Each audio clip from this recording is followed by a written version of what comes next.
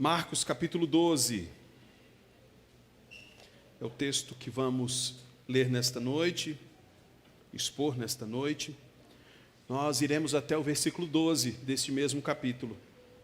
Marcos 12, do 1 ao 12.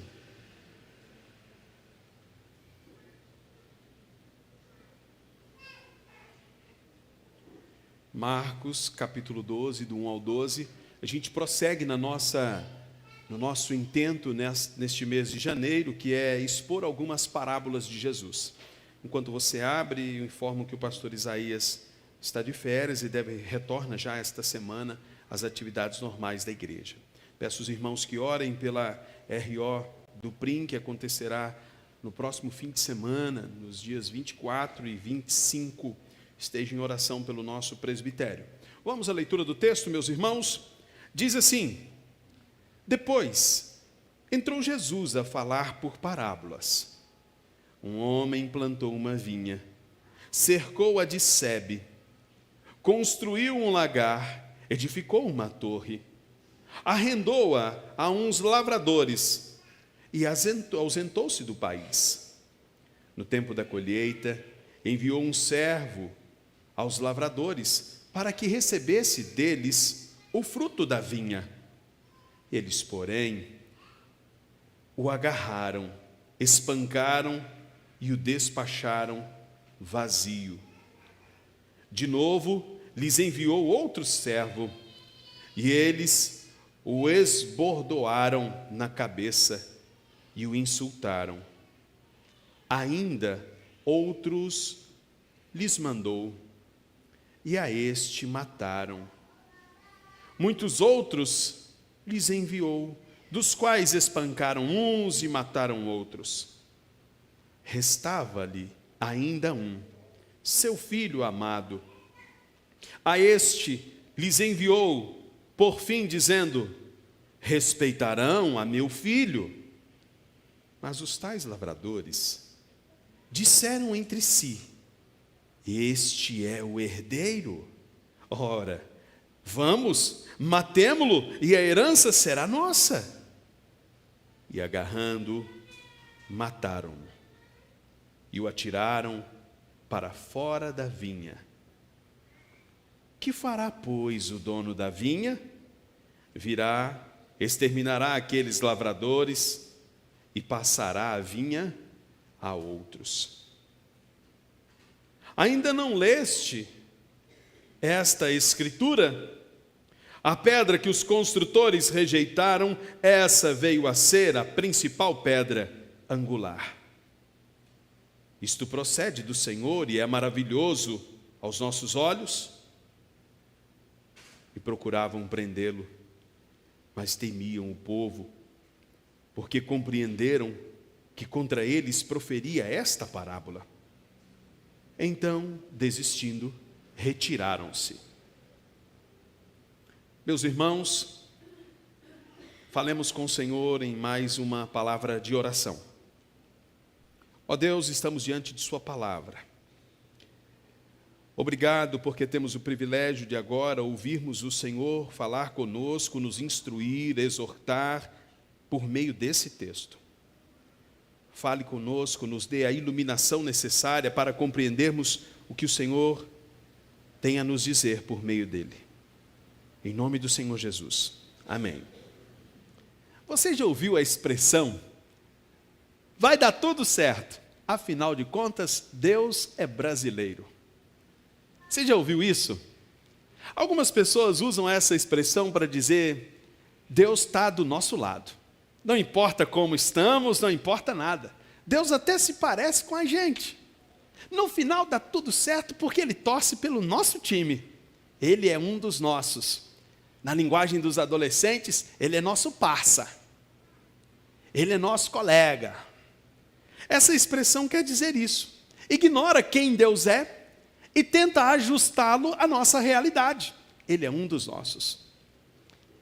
É certo que Deus não é brasileiro, meus irmãos, mas também é certo que Deus não é judeu. Porque muitos judeus tinham essa concepção, que o fato de serem judeus lhes permitia muitas coisas. dava a eles privilégios incontáveis e pouquíssima responsabilidade. Mas não é bem assim, como veremos nesse texto. O texto de hoje começa nos mostrando, e eu quero recordar aquilo que disse em nosso último sermão, que para interpretar parábolas é preciso identificar quem contou, para quem contou, motivado por quê, para que encontremos o objetivo da parábola, o propósito de quem contou, extraiamos do texto a verdade eterna, que se aplica para a época e para todas as épocas. E então, por fim, o que faremos com esta grande verdade eterna que transpassa todas as épocas. Ok? Vamos então com esse nosso objetivo. A gente olha para o texto e pergunta, quem contou esta parábola? O texto já nos diz. Depois entrou Jesus a falar-lhes. A falar com quem? Jesus é aquele que profere a parábola. E eu quero convidá-lo a regressar aos versos anteriores para que a gente encontre quem é a audiência de Jesus. Versículo 27. Então regressaram para Jerusalém. E andando ele pelo templo, vieram ao seu encontro os principais sacerdotes, os escribas e os anciãos. Achamos então quem é a audiência imediata. Então, quando Jesus disse, quando o texto diz no versículo 1 do capítulo 12, depois entrou Jesus a falar-lhes por parábolas, a falar para quem? Sacerdotes, escribas e anciãos. Vamos prosseguir na leitura do versículo 28. E lhe perguntaram, aqueles que foram até ele perguntaram. Note que quem começa a conversa, escribas, anciãos e sacerdotes. Com que autoridade fazes estas coisas? Ou quem te deu tal autoridade para as fazeres? Jesus lhes respondeu, eu vos farei uma pergunta. Respondei-me, e eu vos direi com que autoridade faço estas coisas. Qual é o problema aqui dos fariseus, sacerdotes e escribas? Tu não é um dos nossos. Você não tem autoridade. E isso é importante, porque o Messias, o prometido desde o Éden, o Cordeiro morto desde a fundação do mundo, ele era esperado pelo seu povo. O povo de Deus sempre esperou. Note, eu não disse o povo de Israel, eu disse o povo de Deus. Porque nem todo mundo que estava dentro de Israel era de fato o povo de Deus. O povo de Deus sempre esperou pelo Messias. Eu quero lhe trazer à memória o que disse o velho Simeão em Lucas. Pode despedir o teu servo em paz, os meus olhos já viram. O que ele está dizendo? Eu já posso morrer. Fim da espera. Acabou. Aquele que eu tanto esperava já veio. Mas o problema para os escribas, para os fariseus, para os anciãos, para os sacerdotes, é que Jesus, ele vem. Aparece um homem sem aquela pompa toda. Aparece um homem colocando-se como Messias. E ele escolhe discípulos. E ele escolhe 12 discípulos. E não tem nenhum escriba. Não tem nenhum fariseu aqui entre os 12. Aqueles que têm autoridade não tiveram autoridade reconhecida por aquele que escolheu os 12 discípulos. Eles foram rejeitados, eles não estão no grupo dos 12. Então eles vão perguntar, com que autoridade você está fazendo isso? Quem te autorizou a fazer isso? Tu não é um dos nossos. Por que você está fazendo? Por que você está fazendo essas coisas? E Jesus, sabendo do intento deles, responde, ok, eu respondo para vocês. Mas vamos fazer o seguinte, primeiro respondam-me. Versículo 30. O batismo de João era do céu ou dos homens? Vamos, respondam. Respondei esta minha pergunta e eu vou responder a vocês. Versículo 31. E eles discorreram entre si, conversaram entre eles. Se a gente falar que é do céu, ele dirá, então por que vocês não acreditaram nele? Se a gente falar que é dos homens, o povo pode acabar com a gente. Porque todos consideravam a João como profeta. Olha a cilada que Jesus os colocou. Se a gente falar que é de Deus, ele vai dizer, então por que vocês Os homens da lei, os homens de Deus, não reconhecem isso. Se a gente for contra e falar que é dos homens, a gente está em perigo. Então vamos fazer o seguinte, vamos falar que a gente não sabe.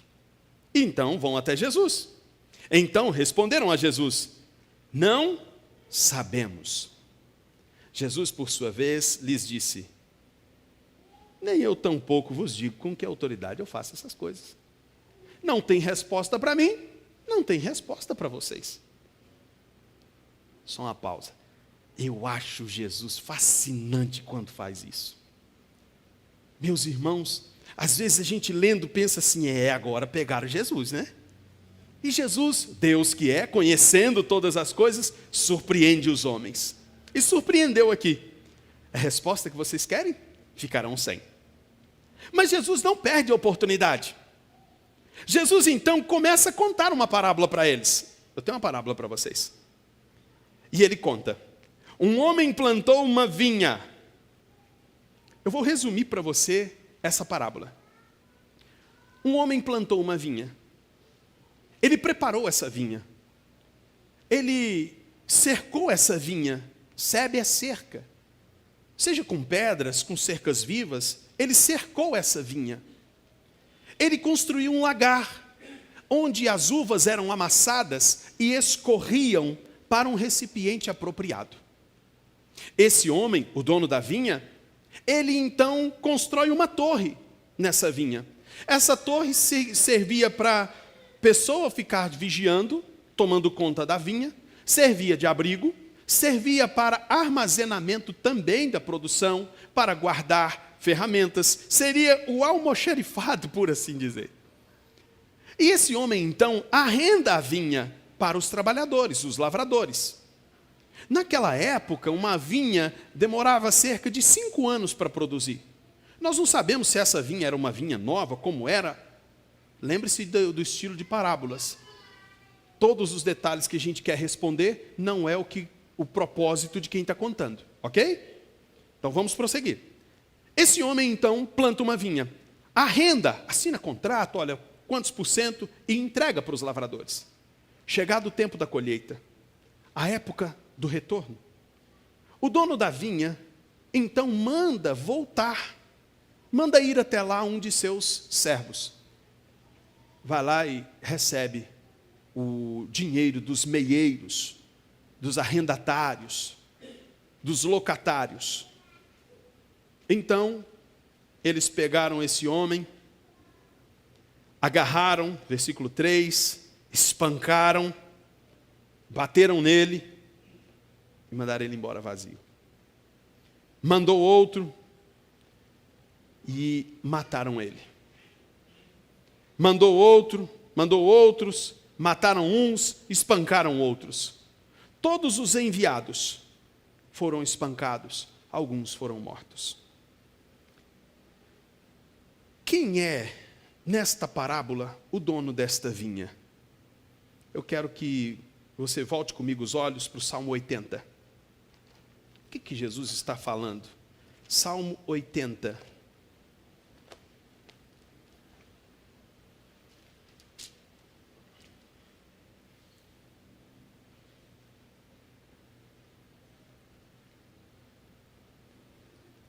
Verso 8.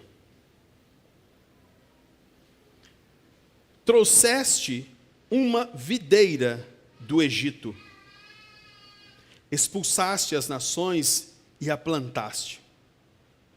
Depuseste-lhe o terreno, ela deitou profundas raízes e encheu a terra.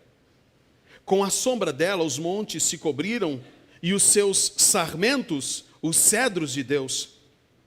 Estendeu ela a sua ramagem até o mar e aos seus rebentos até o rio. Porque lhe derribastes as cercas, de sorte que a vindimam todos os que passam pelo caminho? O javali da selva a devasta, e nela se repastam os animais que pululam o campo. Ó Deus dos exércitos, volta-te, nós te rogamos, olha do céu e vê, visita esta vinha, Protege o que tua mão direita plantou, o sarmento que para ti floresceste. Está queimada, está decepada. Pereçam os nossos inimigos pela repreensão do teu rosto. Seja a tua mão sobre o povo da tua terra, sobre o filho do homem que fortaleceste para ti, e assim não nos apartaremos de ti. Vivifica-nos e invocaremos o teu nome. Restaura, ó Deus, restaura, ó Senhor, Deus dos exércitos. Faze resplandecer o teu rosto e seremos salvos. Quem é a vinha nesse texto? Fizeste subir do Egito.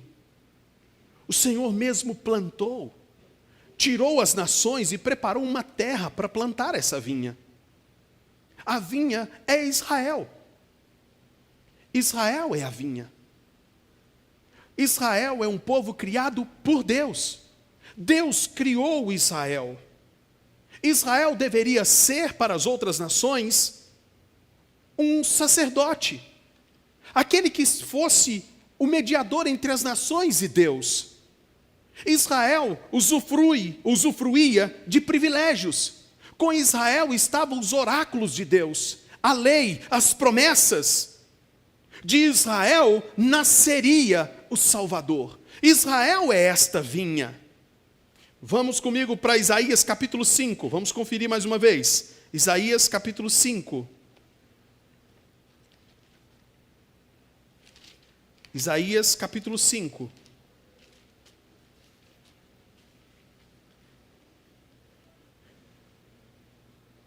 Agora, cantarei ao meu amado o cântico do meu amado, a respeito da sua vinha.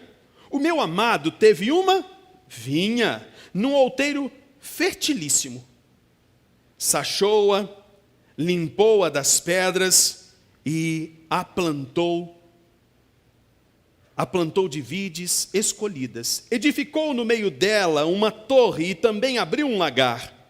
Ele esperava que desse uvas boas, mas deu uvas bravas. Agora, pois, ó moradores de Jerusalém e homens de Judá, julgai, vos peço, entre mim e a minha vinha. Que mais se podia fazer ainda a minha vinha, que eu lhe não tenha feito? E como, esperando eu que desse uvas boas, veio a produzir uvas bravas? Agora, pois, vos farei saber o que pretendo fazer à minha vinha. Tirarei a sua cerca, a sua sebe, para que a vinha sirva de pasto. Derribarei o seu muro, para que seja pisada. Torná-la-ei no deserto. Não será podada, nem sachada, mas crescerão nela pinheiros e abrolhos, e às nuvens darei ordem que não derramem chuva sobre ela. Porque a vinha do Senhor dos exércitos é a casa de Israel. Por que essa informação é extremamente importante? Você se lembra ainda quem é a audiência de Jesus? Quem é que está ouvindo esta parábola? Escribas, sacerdotes e anciãos. Homens que conheciam as Escrituras. Então, quando Cristo começa a propor-lhes uma parábola, e note a semelhança desse texto, desta parábola, com os outros textos que lemos: cerca, lagar, torre. Quando Jesus começa a contar a parábola, a audiência de Jesus, estão entendendo?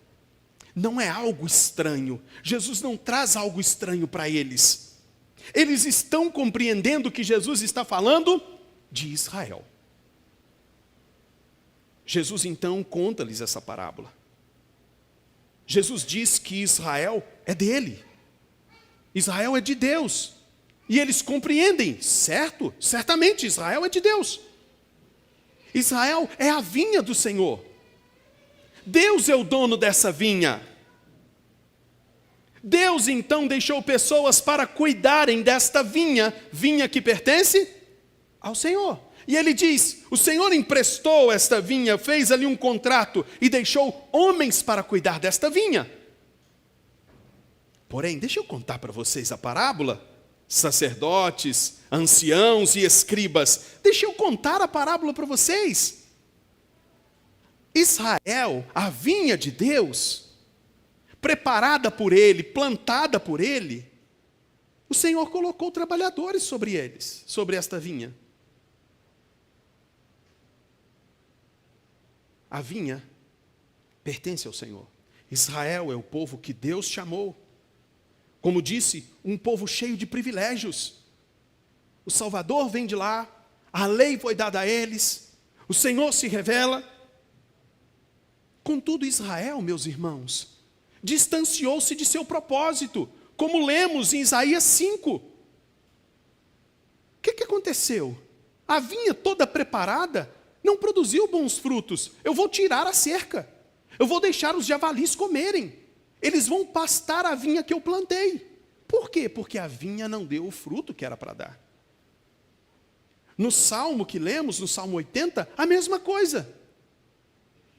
Deus, derrubaram as cercas, estão acabando com a vinha.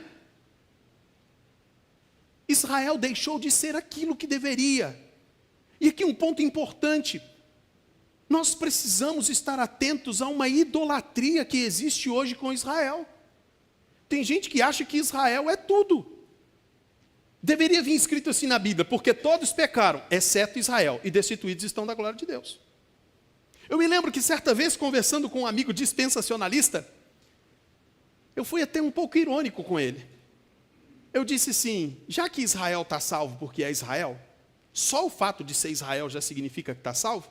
Faz o seguinte, pegue um avião, vá para Israel, case-se com uma judia, tenha um filho, quem sabe o seu filho vai ser meio salvo. Porque é um absurdo.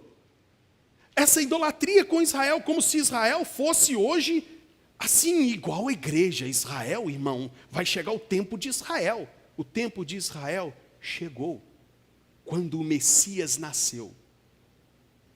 O tempo de Israel como povo, como nação de Deus, talvez assuste alguns, passou. Pastor Vitor daqui a pouco vai dar a bênção, e você vai ouvir ele dizer, chamou para ser povo aquele que não era povo. Israel deixou de ser aquilo tudo que era. Israel não cumpriu o seu papel. Israel falhou. Isso é importante a gente destacar. A vinha tem um dono, que é muito maior do que Israel. É muito maior. Mas quando Jesus está contando essa parábola para a sua audiência, a audiência está entendendo. Escribas, anciãos e sacerdotes. Ah, estou me lembrando. Tem textos que falam sobre isso. E ele diz, olha, vocês mataram. Deus deixou sob a responsabilidade de vocês cuidar da vinha. E vocês mataram os homens que ele enviou. Eu quero lhe lembrar o que diz a Escritura em Mateus capítulo 23, versículo 37. Abra, leia comigo a primeira parte. Mateus 23, 37.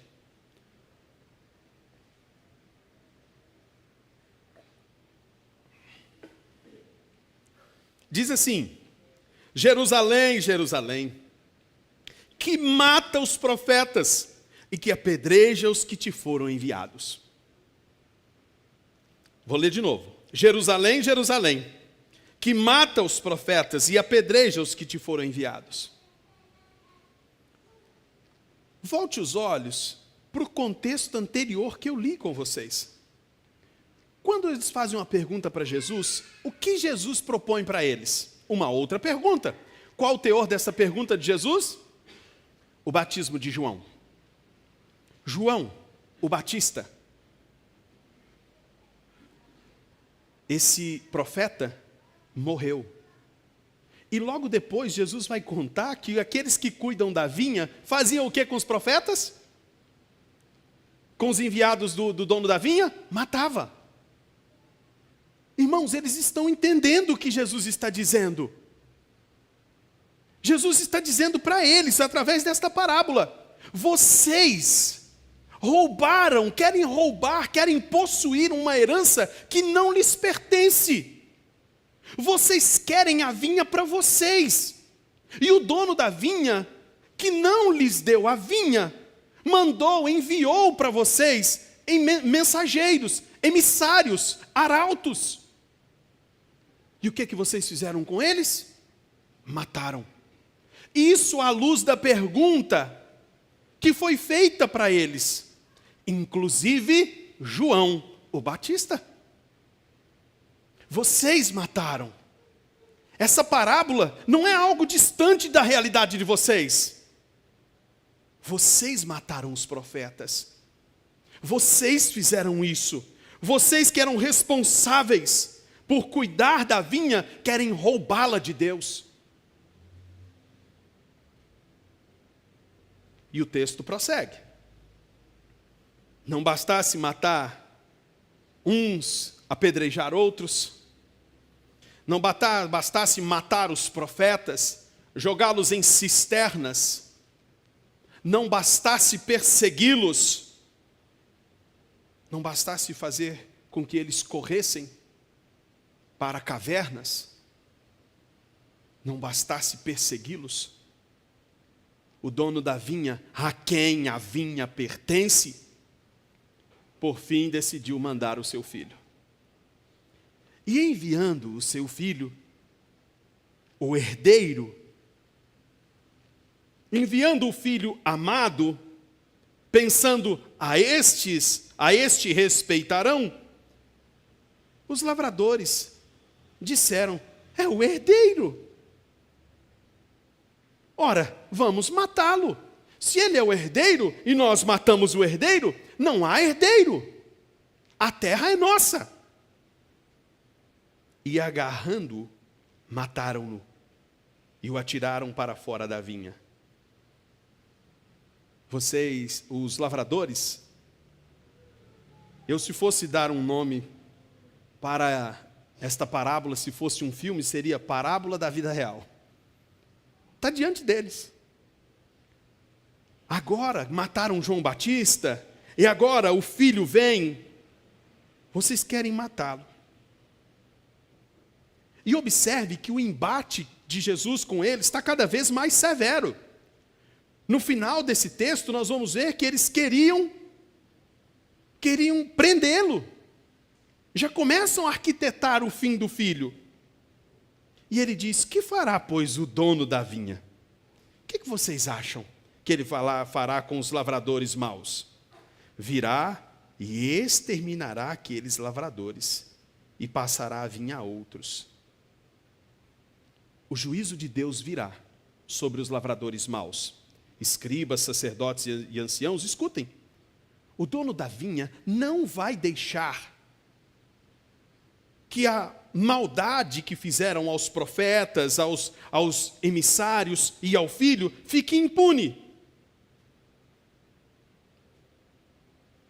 Mas Jesus agrava ainda mais, quando ele se apresenta como o centro, a causa do juízo de Deus sobre os lavradores maus. Ele diz assim, ainda não leste essa escritura? A pedra que os construtores rejeitaram, essa veio a ser a principal pedra angular. Isto procede do Senhor e é maravilhoso aos nossos olhos. O juízo de Deus virá. Os lavradores maus, a quem a vinha não pertence, que queriam possuir a vinha, no lugar do filho como herança, o juízo de Deus virá sobre eles. E o motivo do juízo? Rejeitaram os profetas e rejeitaram o filho. Esse é o motivo do juízo de Deus. Os lavradores maus, eles vão sofrer o juízo. Não poderão escapar, porque rejeitaram o filho, aquele que vocês rejeitaram. Essa profecia é uma profecia messiânica. Nos textos que lemos, mostrando que a audiência de Jesus conhecia essa ideia de vinha, de torre, de cerca, através dos textos que lemos, conhecia também esta profecia messiânica. Quando Jesus menciona traz para dentro da sua palavra, para concluir esta parábola, eles compreendem. que Jesus está indo além de contar uma parábola. Ele está se colocando como um dos personagens desta parábola. Ele é o filho que vocês querem matar. E por que eu disse que esta parábola seria, na minha mente fértil, se fosse um filme, parábola da vida real? Porque olha como se conclui. E procuravam fazer o que com ele? Prendê-lo. Mas não fizeram porque temiam o povo. Porque eles compreenderam que contra eles proferira esta parábola. Eles entenderam. Nós somos os lavradores maus. Somos nós aqui nessa história. Ele está dizendo que nós queremos roubar a vinha do dono. Ele está dizendo que nós matamos os profetas, que ele é o filho. E por causa disso, queriam fazer o que os lavradores maus fizeram na história. Queriam prendê-lo.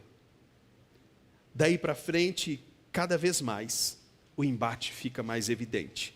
No versículo seguinte, no contexto posterior, e enviaram-lhe alguns dos fariseus e dos herodianos para que o apanhassem em alguma palavra.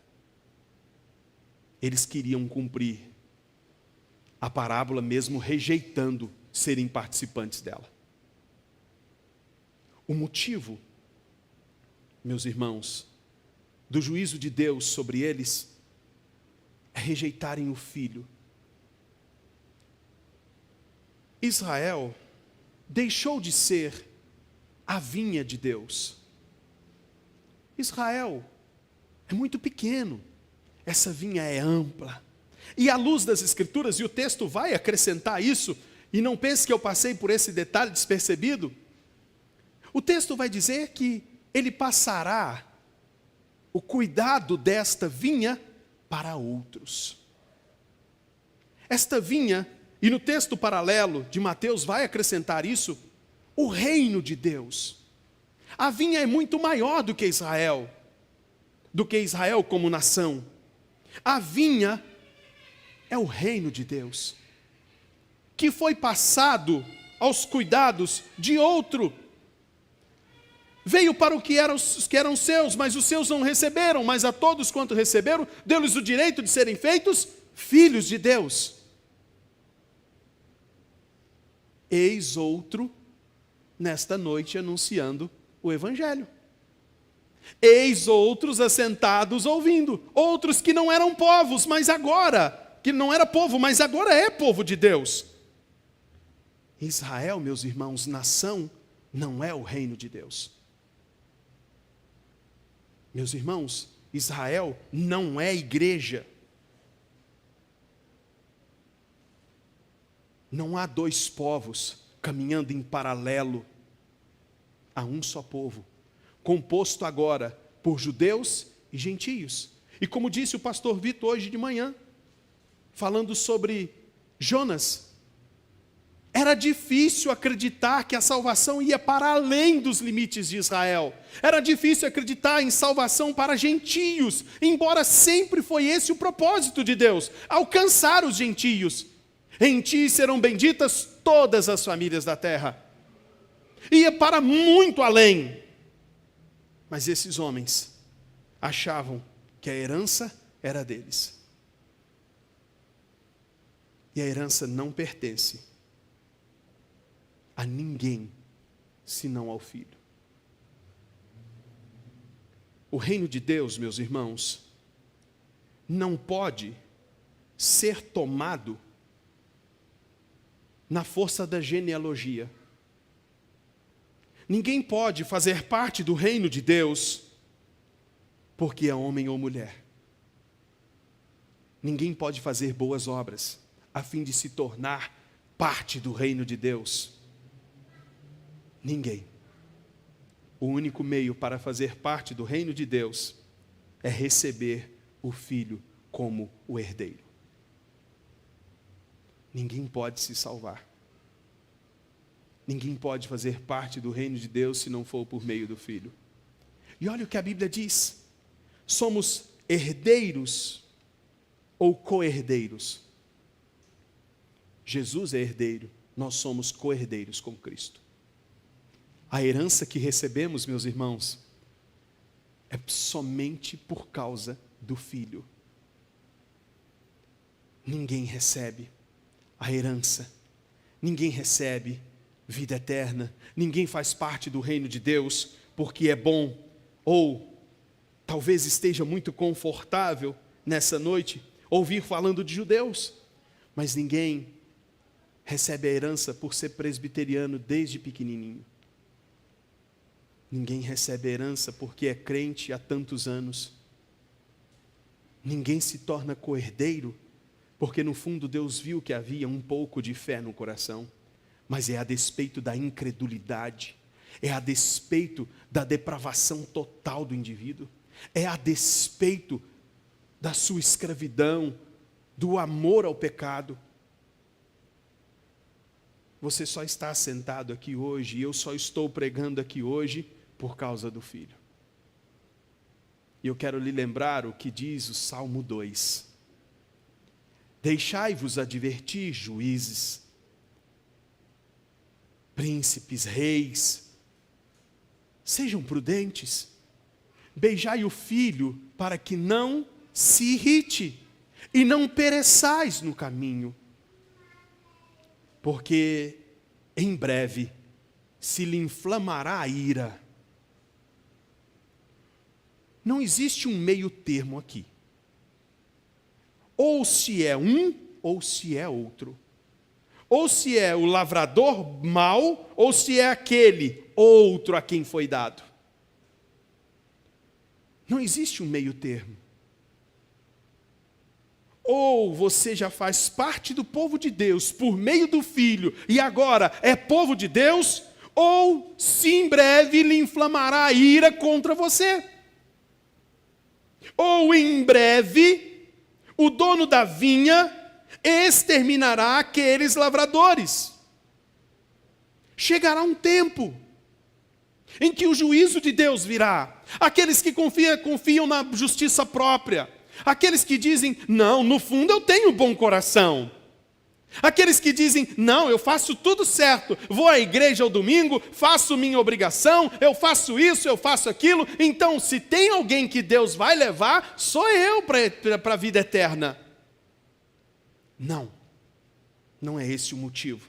Esse está tentando roubar a herança na força do braço, está tentando pegar o que não lhe pertence. A quem pertence? Aqueles que dizem, eu não mereço, eu não era povo, eu não fazia parte do povo dele, eu não tinha motivo para ser povo dele, mas ele me amou, enviou o seu filho, a quem eu abri as portas, porque ele me deu vida, e agora, tendo vida, eu abri as portas, e eu recebi como dono, como herdeiro, e ele, por graça, me tornou herdeiro com ele. Esta é a parábola que causou raiva nos homens, nos lavradores maus. E eu quero perguntar, o que ela causa em você? Há indignação? Porque os homens consideram Cristo um escândalo. Para muitos é um absurdo o Filho de Deus vir e morrer na cruz. Por isso muitas religiões reduzem o Filho de Deus a um profeta, a um mártir. Dizem que ele é qualquer coisa. Para os gregos era loucura isso, um Deus que morre na cruz. Para o gnosticismo também. Um Deus que habita em carne era um absurdo. Cristo, o Verbo que se fez carne e habitou entre nós, é escândalo para você nessa noite? Cristo é motivo de confusão, de raiva, porque expõe sua limitação? Porque é isso que Cristo faz. Ele expõe todas as nossas misérias. Nos põe de joelhos, porque a gente não tem nada para fazer. Mas Ele se compadece de nós. Quem é Cristo para você? escândalo ou Salvador, maldição ou Redentor, vida ou morte. Quem é Ele para você? Porque não tenha dúvida que Ele é a causa de salvação do seu povo, mas é a causa de condenação de quem não é seu povo. É porque o rejeitam. Mas como alguém pode rejeitar a Cristo? Achando que pode se salvar, fazer algumas coisinhas, e no final, Deus é brasileiro, Ele vai quebrar o nosso galho, Ele vai ajudar a gente, ou a gente é muito espertinho, vai agarrar no pé da mãe, agarrar no pé do pai, e dizer, eu vou para a vida eterna. Não, de forma alguma. Como eu faço? O que eu faço com esta verdade no meu dia a dia, de que Cristo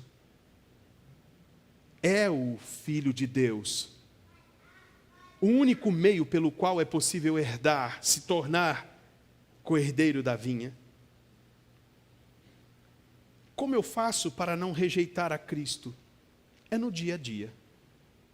Se Cristo alcançou você, se você é co-herdeiro, Ele será o motivo pelo qual você vai viver. Ele será o motivo pelo qual você vai trabalhar amanhã. Ele será o motivo pelo qual você vai perdoar. Ele será, e apenas Ele, o motivo para viver uma vida piedosa. Ele será o único e o principal motivo para você fugir do pecado. Ou Ele é o motivo para tudo isso, ou Ele é nada. E a gente vai viver à luz do texto que li no início, segundo nossa própria vontade, seguindo o coração para ser feliz. O que Cristo é para mim e para você, nós expressaremos ao sairmos por estas portas e vivermos uma vida comum, ordinária, mas que glorifica o dono da vinha por meio de seu Filho. Se ao refletir sobre esta verdade, você chega à conclusão que tem professado a Cristo com a boca, mas o negado com a vida, eu quero lhe convidar a curvar a fronte e pedir perdão ao Senhor por isso. Mas se você diz, William, mesmo com tantas falhas, eu continuo lutando para fazer a vontade de Deus e glorificar o dono da vinha, curve sua cabeça, peça a Ele que lhe ajude. E agradeça porque Cristo já veio até você. Façamos isso, curve sua fronte e fale com o Senhor em oração.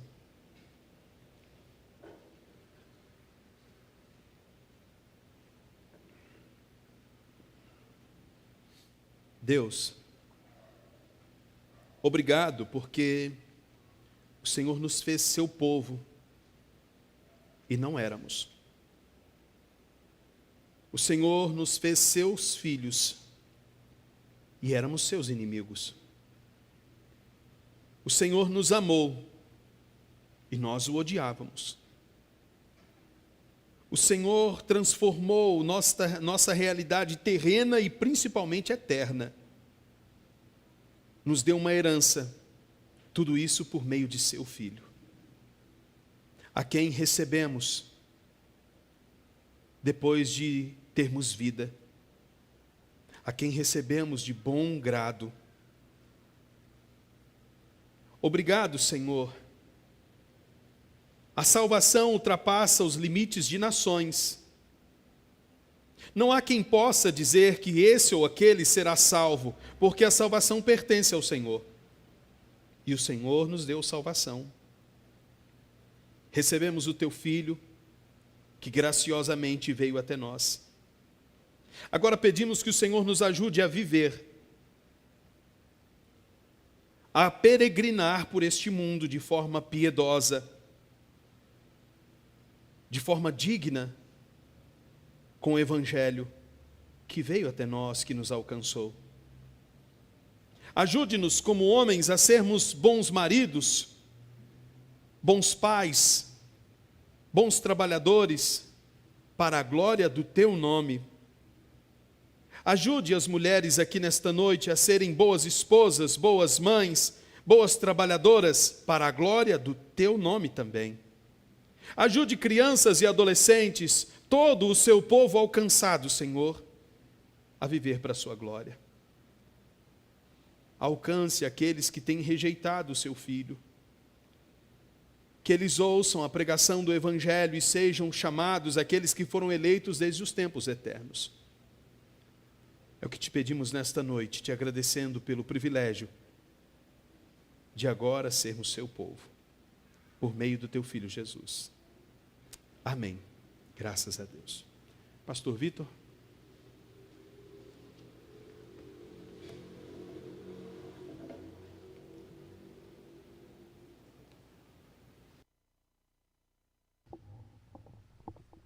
Boa noite, irmãos. Som. Vamos agora para o momento da bênção e encerramento do nosso culto. E agora vós, que não erais povo, mas agora sois povo de Deus, e que não tinhas alcançado misericórdia, mas agora alcançaste misericórdia. Que a graça do nosso Senhor Jesus, o Filho, o amor de Deus o Pai, e o poder e as doces consolações do Espírito Santo sejam sobre vós e todo o povo de Deus espalhado sobre a terra, hoje e para todo sempre. Amém.